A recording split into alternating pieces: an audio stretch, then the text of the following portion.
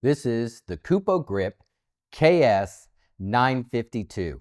It may look like an ordinary camera slider, but I promise you, it's way more unique than that. First of all, when you buy the KS952, it's going to look like this. It's going to have some wheels to it, allowing you to put it on pipe or speed rail and allowing you to make smooth camera moves. What makes this very unique is that it has an optional mounting system. So depending on what kind of tripod head, you can take an option. It could be a Euro mount, it could be a bowl mount, or my favorite, a Mitchell mount. With this option, it allows you to purchase a Mitchell mount and attach it right onto your slider. Why I like Mitchell mounts is because I can adapt the Mitchell to a bowl mount if I want to, or back to a Mitchell for any tripod head. It has 1/4 cap head bolts, allowing you to fix it to the cheese plate. We call this a cheese plate. And you just simply screw in your 5 cap head bolts and fasten down your Mitchell mount or your bowl mount. You just line up your holes, put your bolts in, it easily aligns itself, and with any hex or Allen key set, you can tighten these cap head bolts down, giving you a secure mount to your cheese plate. And then sometimes I like to go in a star pattern to tighten everything securely. One of the unique qualities about this slider is the wheelbase and the ability to take the wheels off and flip the slider over into a underslung position for your camera. Not every slider on the market allows you this function and to be able to do it so quickly. We're going to use this pin, pull, and it will simply just pop the wheels off. Once the wheels are off, we can flip our cheese plate simply like this, allowing us to unscrew these 4 wheel lockers here. My trusty Allen or a hex key set. Find the hole, righty-tighty, lefty-loosey, and go around all 4 of these wheel lockers until they are unlocked. Once we have our wheel locks off, we can flip our cheese plate back over to the opposite side.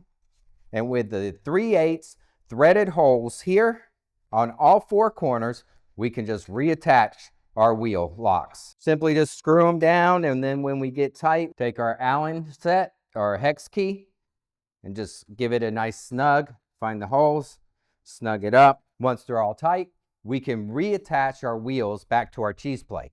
Pull the pin, lock it into place, and do that for all 4 wheel sets. Once the 4 wheel sets are locked into place, we can flip our cheese plate back over and be in the underslung position, allowing us to fit any tripod head in the underslung position, or if we want to, add a camera riser. Since this is a Mitchell, we can add a 6-inch camera riser, Mitchell to Mitchell, in the underslung position. Once we attach our 6-inch riser, we're now in the underslung position, allowing us to put on any tripod head. I'm going to use a Mitchell to a 75mm bowl attachment on the bottom of my riser to add my tripod head. Included with the kit, you get a large washer. So we are going to take our 75mm tripod head to our Mitchell, and then we're going to attach this washer on the inside. Take your camera tie down, and now we're ready to rock and roll in the underslung position. Great for overhead shots, over tabletop shots, commercials, or just straight up unique shots in filmmaking. And we don't have to take this whole thing apart if we want to flip it back over to the other side.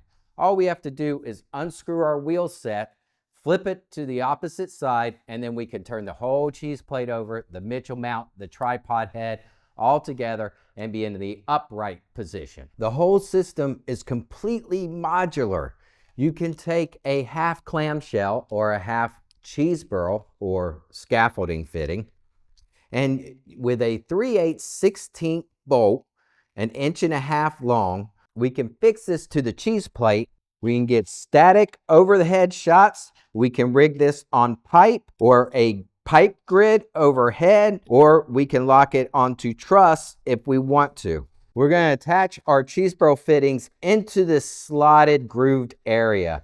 That allows us to adjust our cheese burl any way we want to. These slotted groove areas are on all 4 sides of the cheese plate. I'm going to leave my bolts loose and I'm going to open up my cheese burls. So I'm able to put my cheese plate on my pipe here and lock it down.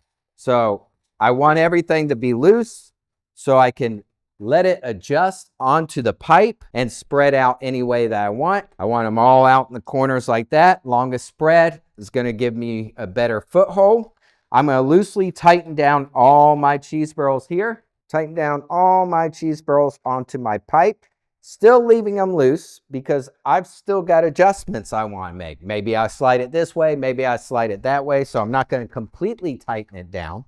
I just want it to be finger tight so I can tighten my 3/8/16 bolts down. Now everything's semi-secure. I can start to tighten down my bolts so my cheese burls don't go anywhere. Cross patterns, always love to do cross patterns. Everything opposite of each other. I always like to go tighten down everything in cross patterns. Instead of 1, 2, 3, 4, 1, 2, 3, 4. Tighten down my wing nuts, make sure everything's faceted, nice and secure. And I can undersling this with the Mitchell mount being on the bottom, point the camera maybe straight down, or I can oversling it and point the camera straight up. I could attach this to truss or just straight up pipe grig. With a few extra accessories, we can really put this together as a hood mount. Back to the sliders here. We're going to put it in the slotted position here, just like we did with our half clamshells or half cheese burls. And we're going to put it on the bottom side with some 3/8/16 bolts. I like to use lock washers and just plain old washers. And I'm going to take one washer off, keeping a lock washer and a washer. I'm going to put that on the underside of the slotted 3/8 groove on both ends. One bolt here and then another bolt on the other side here.